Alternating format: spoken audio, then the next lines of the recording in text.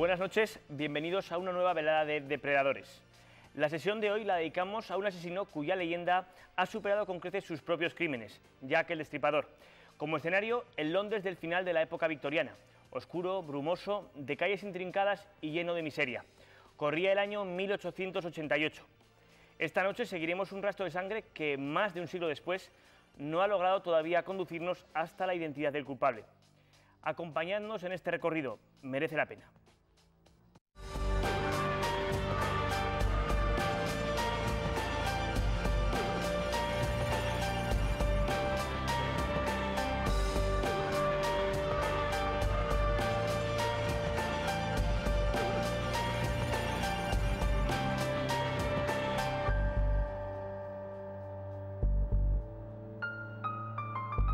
Acompaña el doctor Salvador Baena, médico forense del Instituto de Medicina Legal de Aragón. Buenas noches, doctor Baena. Buenas noches.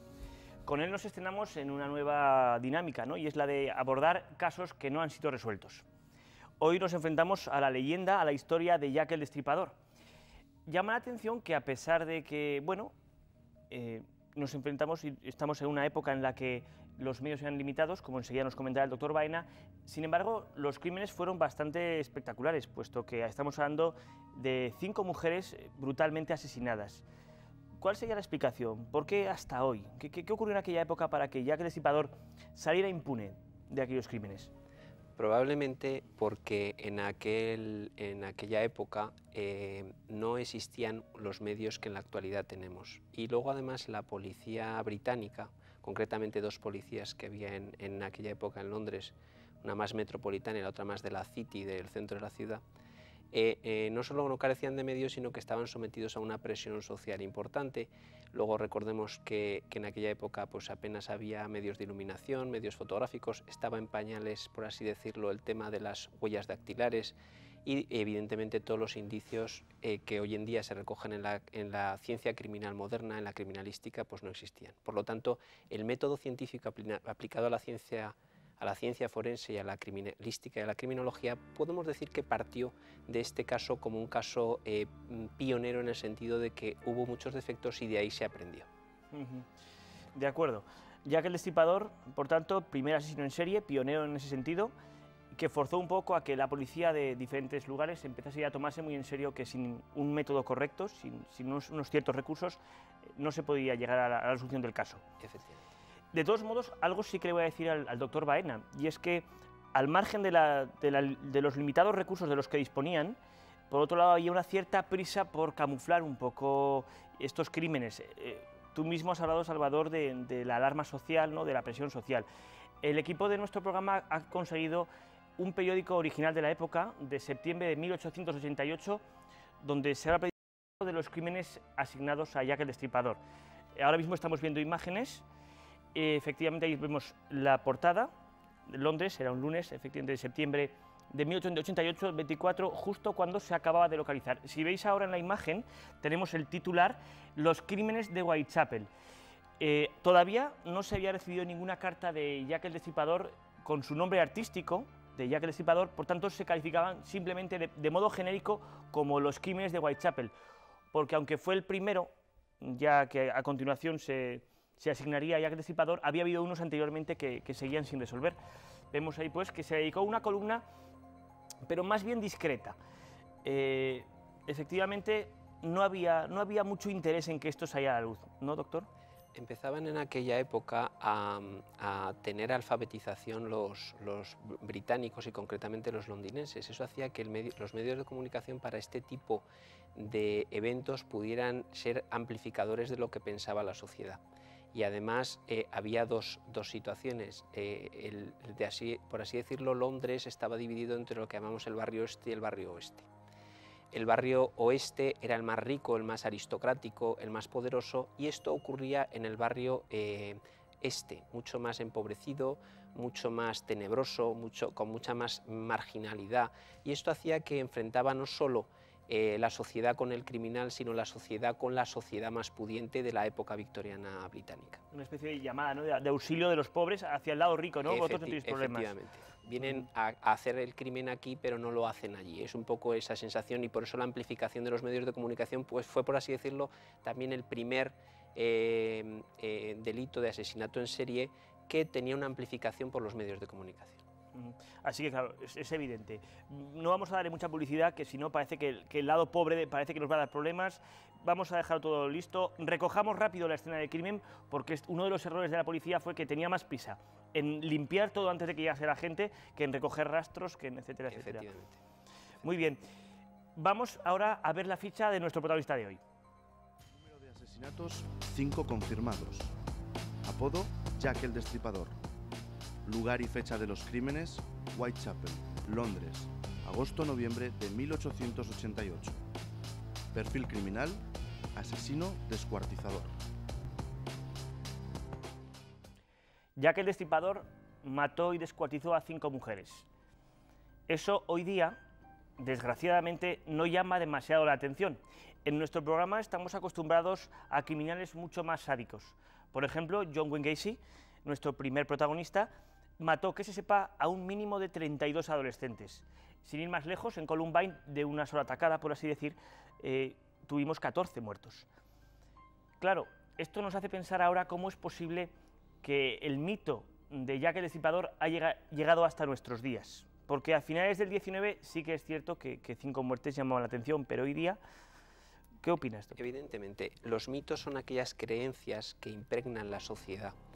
Evidentemente, los delitos, los crímenes que cometió Jack el Destripador impregnaron esa sociedad londinense, esa sociedad marginal que se había de alguna forma multiplicado enormemente la población marginal en Londres.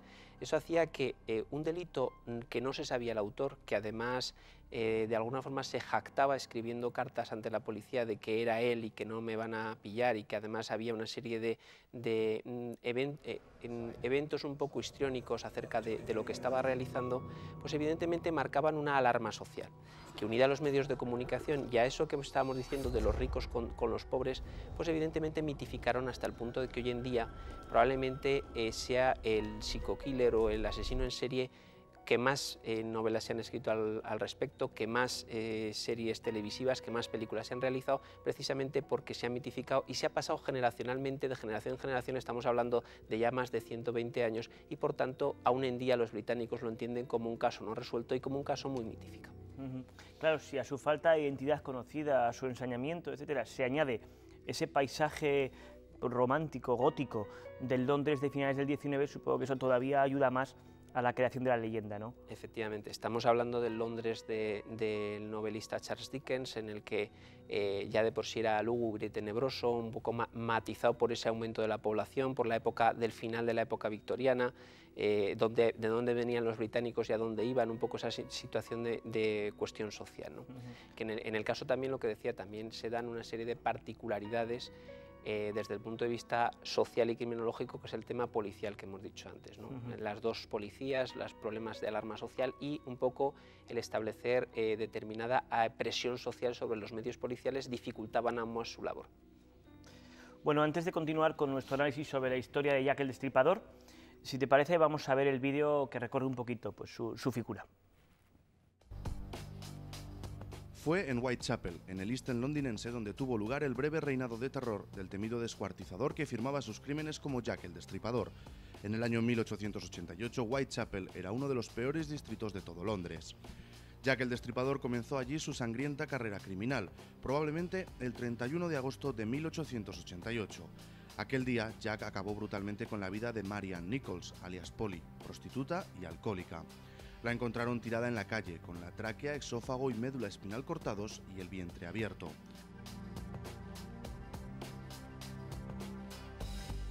Otras 4 mujeres acabarían de forma parecida en tan solo 2 meses y medio, sembrando de terror las calles de Londres.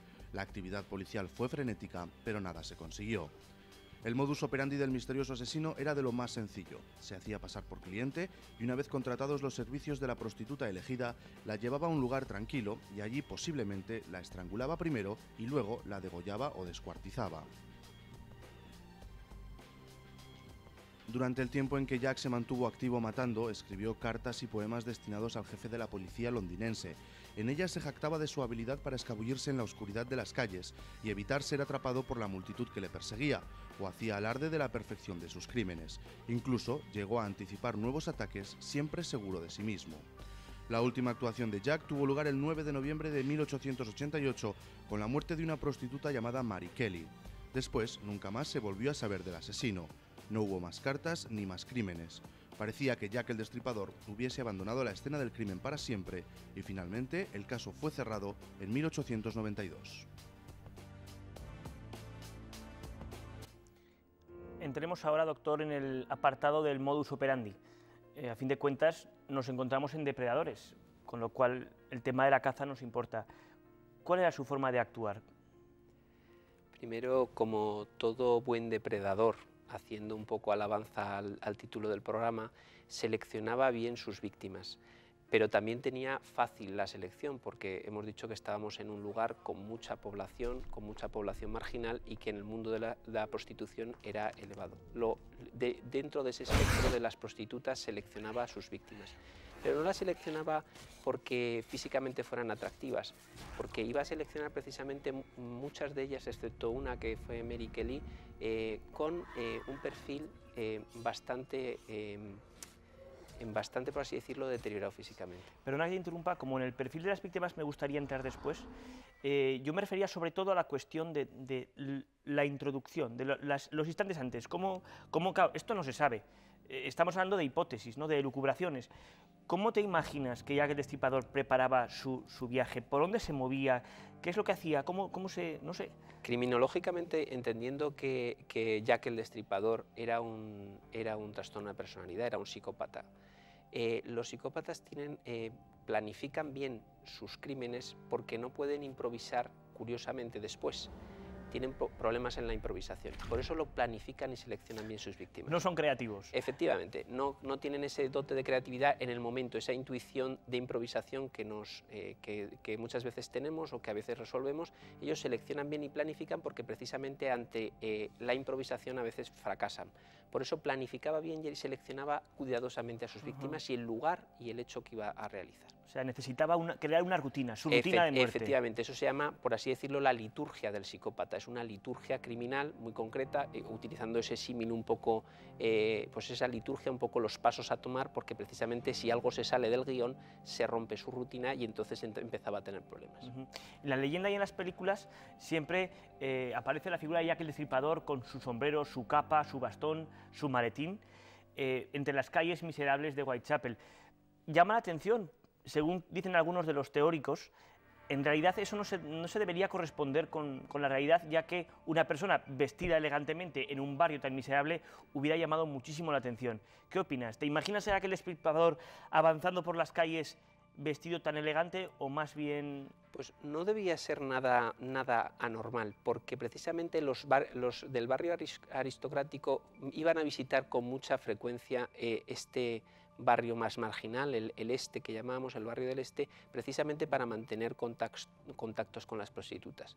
Hasta tal punto que está descrito que la relación que mantenían, en muchos casos la misma prostituta no veía al cliente, incluso se realizaban pues, los servicios de espaldas, es decir, que casi no lo veían. Eso indicaba que evidentemente había cierto desarraigo social entre el cliente y la prostituta. ¿Y cuál era el perfil de esa prostituta que buscaba Jack el Destripador?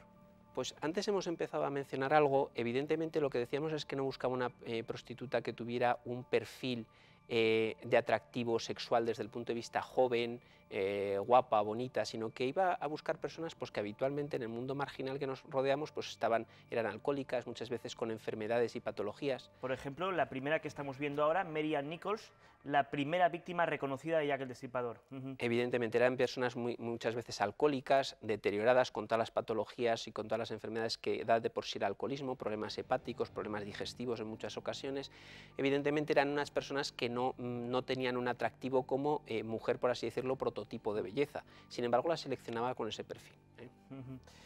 Claro, eso rompe un poco con el esquema que tenemos del delincuente sexual, que parece que el prototipo sería buscar mujeres bellas y tal, y en realidad me estás contando que hay mujeres más bien, casi diría yo, no terminales, pero realmente con sífilis, etc. Efectivamente. Eso nos indica que a lo mejor, evidentemente, y a eso lo describió, se ha descrito que no había una motivación sexual primaria. Probablemente la podría haber secundaria o terciaria, pero no primaria en los crímenes. Ahora estamos viendo las fotos de las 5 víctimas reconocidas de Jack el Destripador, además en el orden en el que iban apareciendo los cadáveres.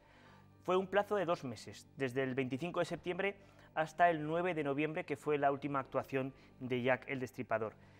¿Alguna cosa más que añadir sobre este perfil? ¿Alcohólicas? ¿Estas prostitutas, se sabe un poco el origen, por qué habían acabado trabajando en la calle? Pues primero, las historias son muy variadas desde el punto de vista de los perfiles de las víctimas. Además, las víctimas que estamos valorando en este programa son evidentemente las que indubitadamente se sabe que eran víctimas de Jack el Destripador, porque había unas anteriores y otras posteriores que no se ha determinado bien si eran víctimas de Jack el Destripador, debido a que todo el entorno social y toda la alarma que había creado, hay veces que se apuntaban a ganador muchas personas, muchos asesinos que podían haber hecho estos asesinatos. Evidentemente el perfil, excepto en algún caso como el de Mary Kelly, era gente de mediana edad, pongamos en la etapa esa de los 40 a los 50, y habitualmente muy deterioradas tanto físicamente como a veces psíquicamente por esas patologías. Y llegamos a la pregunta más morbosa. Sabemos las víctimas y sabemos presuntamente quién se dedica a buscarlas para acabar con ellas, pero exactamente qué hacía con ellas. Pues con las problemáticas que hay en los estudios de los informes post-mortem, de autopsia y de las actas que se tienen en ese momento, podemos decir que inicialmente no las degollaba, o sea, no accedía con un arma blanca a mutilarlas, inicialmente las estrangulaba.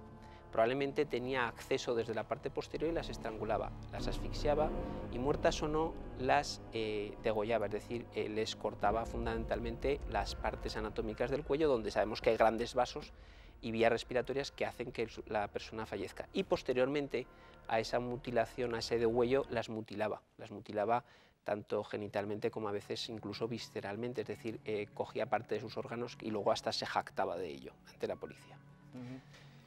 Claro, ante cuestiones tan impactantes como la identidad de Jack el Destripador, pues ha habido otras cuestiones que se han olvidado un poco, pero que aquí me gustaría sacar. Por ejemplo, después de que me cuentes qué hacía con ellas, mi siguiente interrogante es ¿por qué?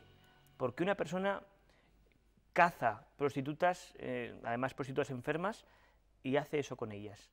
Sería un auténtico reto habérselo podido preguntar a él y haberlo tenido en este programa o en cualquier otro foro, ¿no?, científico. Evidentemente, intentar bucear en la mente criminal es de las cosas más difíciles que tiene la psiquiatría y la psiquiatría forense por ende, ¿no? Probablemente por ese perfil y por qué las mutilaba, nos empezamos a plantear que es un trastorno de personalidad, es un psicópata claro, y que además tenía algún tipo de alteración o algún tipo de, por así decirlo, rémora o vicio de origen, probablemente de carácter genital o sexual. De hecho, alguno de los autores ya parece ser que está descrito esto, y entonces él tenía de alguna forma, mutilando a sus víctimas, de alguna forma reparar lo que él sufrió. De alguna forma podía ser esto. Claro, porque él debía sufrir algún tipo de incapacidad, porque en ninguno de los cadáveres se encontraron restos que hiciesen presumir que había tenido algún tipo de actividad sexual con ellas, ¿no? Efectivamente, en ningún momento se pudo demostrar que hubiera habido contacto sexual, ni por lo tanto se demostró eso, y por lo tanto se descartó la posibilidad del móvil sexual como móvil primario. Ya digo que podía ser un móvil secundario o terciario en la cabeza del sujeto, del psicópata del que estamos hablando. Claro, si hablamos de móviles, me surge la cuestión de la ansia por la fama. Lo digo porque no es habitual que un asesino, que en teoría lo que debe intentar lograr es no ser descubierto y capturado, se permita el lujo de dirigirse directamente a la policía mandando cartas totalmente provocadoras. Vemos aquí en la pantalla, querido jefe, se permite ciertas licencias, como tratar con cierta proximidad al jefe de la policía de Londres, y empieza a escribir un poco lo que está haciendo.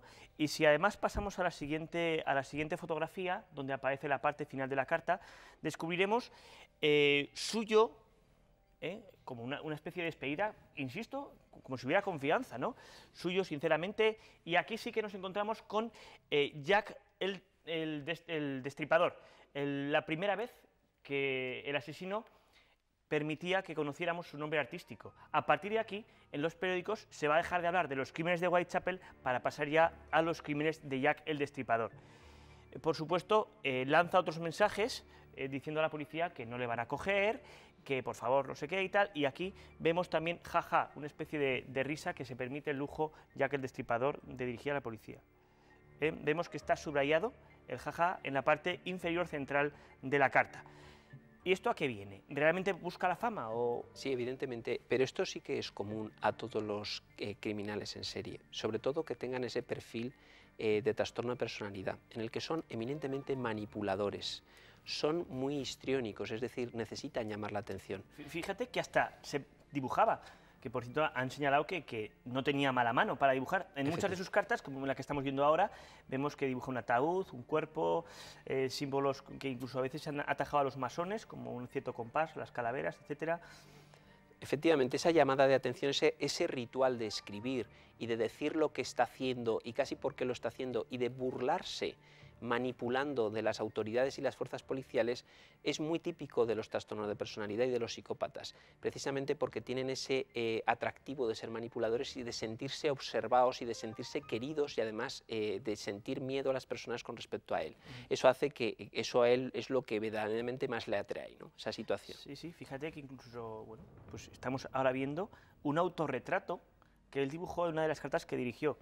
Dirigía cartas tanto a la policía como a una especie de grupo vecinal que se creó para patrullar las calles, para intentar de Whitechapel.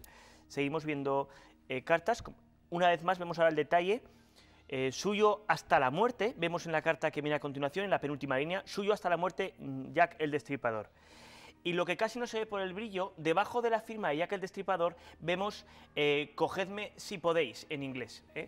Vemos que, por tanto, es casi un juego para él. Es un reto. En el fondo, él está retando a las autoridades policiales a que le detengan, ¿no? Está retando, incluso llegaba a manchar con tinta roja las cartas haciendo simular que era sangre y luego se desdecía y lo decía que era tinta roja. Es decir, de esa forma manipulaba más al entorno policial. Él sabía que había dificultades en la investigación, él estaba viendo los medios de comunicación como todos los que estaban siendo posibles víctimas y evidentemente se estaba manipulando esa situación. Parece increíble.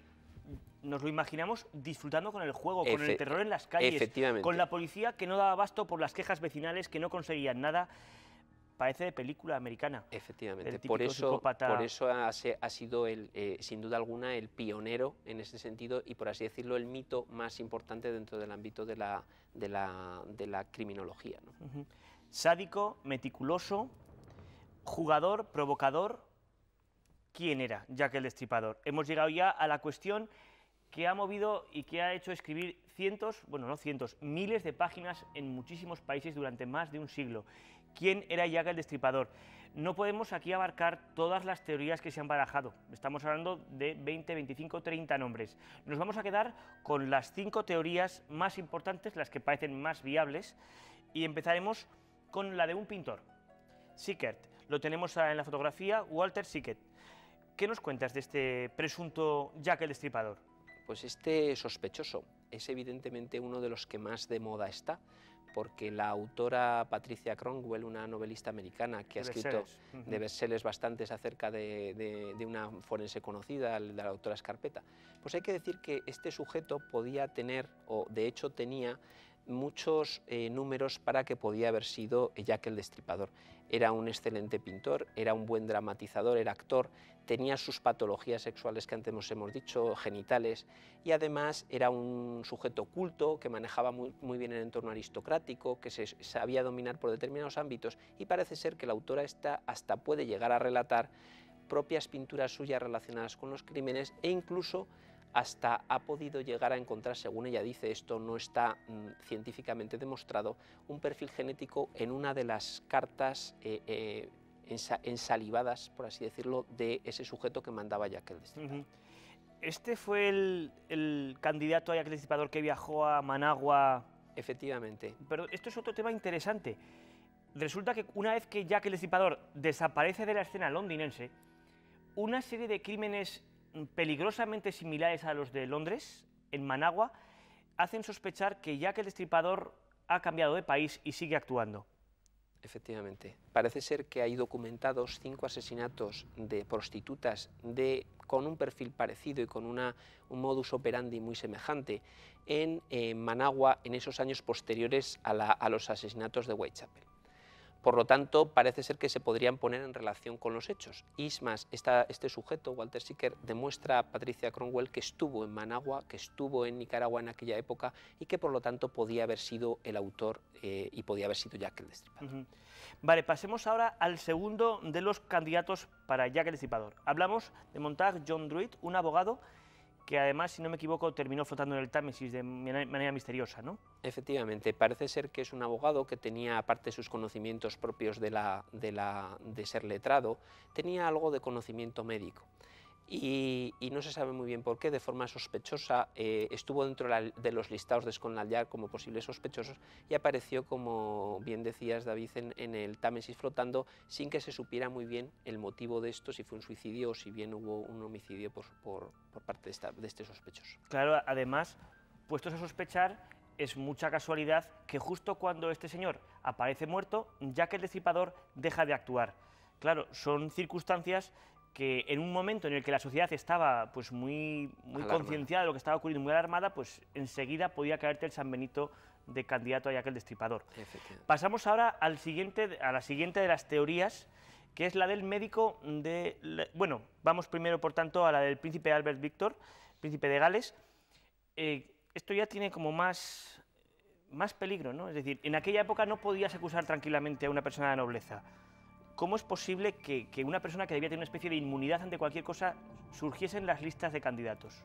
Pues porque primero estábamos diciendo que aunque la época victoriana había sido una época de supuesto esplendor y muchas décadas de la misma monarca, sí que era el nieto de la reina Victoria y que parece ser que está demostrado científicamente que padecía sífilis, una enfermedad venérea que era bastante asiduo a las prostitutas y que sabemos que la sífilis, aparte de generar los problemas psicológicos de padecerla, en etapas tardías va a producir problemas neurológicos importantes, hasta parece ser que está demostrado que tuvo una demencia, es decir, se demenció el príncipe Alberto Víctor y que podía ser un candidato, ayudado o no, utilizando un símil muy criminológico en nuestro país, solo con ayuda de otros, podemos decir que pudo ser uno de los perfiles criminales dentro de los que buscaba la policía para Jack el Destripador.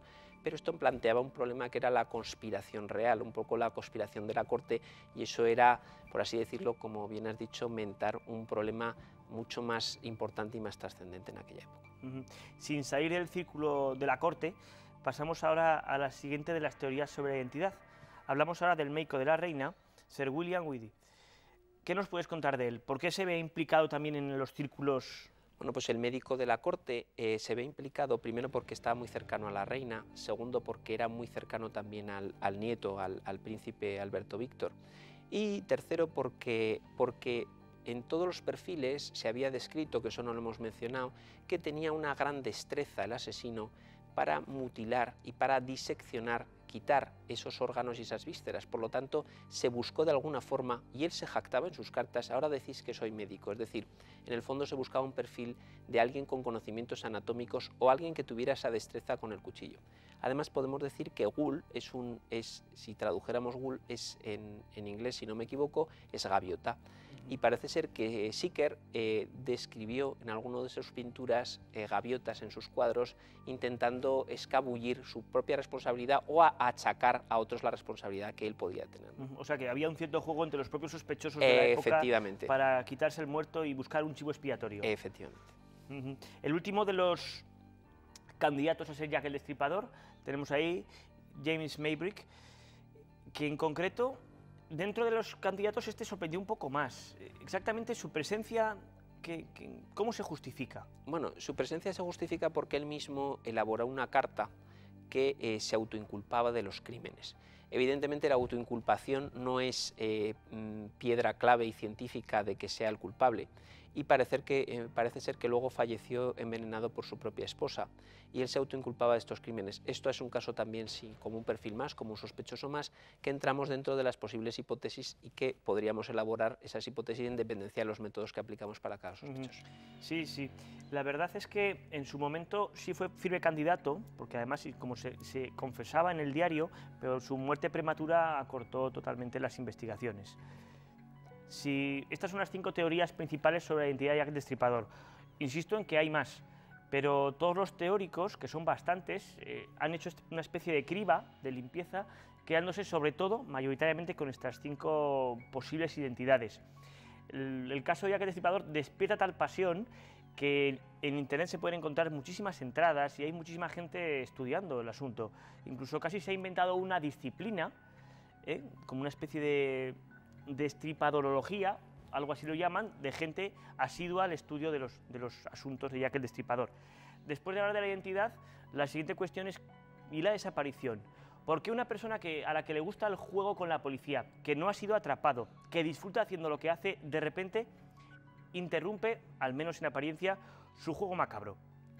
Efectivamente, probablemente porque fue en apariencia, es decir, cambio de aires, o bien porque falleció. Los perfiles de muchas víctimas, de muchos sospechosos que hemos dicho, establecen que posteriormente murieron, el abogado o el último que hemos visto, Maverick. Evidentemente, a lo mejor cambió de aires porque la policía o el entorno social se hacía bastante irrespirable para él. Pese a manipular, puede ser que se acercaran demasiado y evidentemente eso hizo que cambiara de aires. La verdad es que luego que aparezcan esos perfiles criminales en Managua o que aparezcan otros tipos de asesinatos relacionados no bien atribuidos a él, hace pensar que una cosa que iba tan en crecimiento, es decir, que cada vez mutilaba más y cada vez se jactaba más de lo que estaba haciendo, lo hubiera parado con tanta facilidad. Algo pasó ahí que hizo que eso se parara. De acuerdo. Ahora una pregunta, la última ya, que le vamos a hacer esta noche, que le atañe a usted como profesional. Si hoy día nos encontramos con un caso así, o bien si usted pudiera retroceder hasta la época de Jack el Destripador con los medios con los que cuenta ahora, ¿cuál habría sido el final? Bueno, evidentemente yo creo siempre en la diligencia, en el trabajo y en el sentido común de los investigadores de aquella época. Pero hay que decir que carecían de los medios que hoy en día tenemos. La voluntad es muy buena, el trabajo probablemente pudo ser diligente, pero existía un entorno poco favorecedor. Primero recordar que Londres era un Londres oscuro, sin luz eléctrica como lo conocemos en la actualidad. Nosotros en medicina forense pensamos que el lugar de los hechos donde se ha cometido el crimen es la fase cero de una autopsia y de una buena investigación criminal. Hasta tal punto que ya en principios del siglo XX decía Lockhart, todo criminal que cometió un crimen deja su tarjeta de visita, es decir, el principio del intercambio, se deja algo en el lugar del crimen y se lo lleva. Nosotros en la actualidad, enriqueciendo los métodos y las nuevas tecnologías, podemos establecer que esas pistas que nos deja el criminal o que se lleva, podemos poner en contacto ese crimen con ese sujeto y ese sujeto con ese crimen. Por lo tanto, ahí estábamos, como decíamos antes, en épocas en las que no había buena luz, no se hacían buenas técnicas fotográficas, solo se tomó fotografías del levantamiento del cadáver en uno de los casos, en el de Mary Kelly. No se tomaron huellas, no se tomaron vestigios o indicios, pelos, no existía la posibilidad de hacer DNA como tenemos en la actualidad. Por lo tanto, realizado todo esto, evidentemente podían tener más facilidades para haberlo descubierto.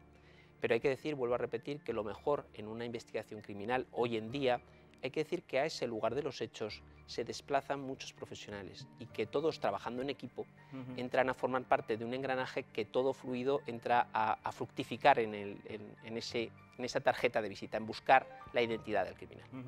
Muy bien, muchas gracias. Una respuesta muy completa, porque además con esto de los forenses del CSI, pues uno se imagina que tenéis, ¿no?, una especie de casi magia, ¿no?, a la hora de utilizar todo tipo de procedimientos. Llegamos ya al final de nuestro programa. Un programa dedicado a la historia de Jack el Destripador que esperamos os haya resultado interesante. Es una historia que además sigue abierta y sobre la que apetecería seguir hablando y podríamos hacerlo durante horas, pero no podemos. Así que nos despedimos ya y ya anunciando nuestro programa de la próxima semana. Hoy vamos a hacer caso a dos de los amigos que nos siguen, Alberto y Alejandro, que nos remitió a nuestro correo, que aprovecho para recordar, depredadores@zaragozatv.com. Ellos nos recomendaban en su correo que hablásemos de un terrible personaje, Dahmer, el apodado el carnicero de Milwaukee, que mezcla además el tema del canibalismo, tristemente de moda por lo que ha sucedido en Alemania, con esta cita entre víctimas y verdugos del canibalismo. Así pues, en futuros programas escucharemos a otros de los amigos que nos siguen, pero como han coincidido los dos en recomendarnos al mismo, a Jeffrey Dahmer, pues vamos a hacerles caso. Nos vemos, por tanto, la semana que viene con un programa muy duro. Pero, en fin, como también Dahmer marcó un hito en la historia del crimen, es de justicia que lo recordemos. Muy bien, pues nada, muy buenas noches y nos vemos la semana que viene.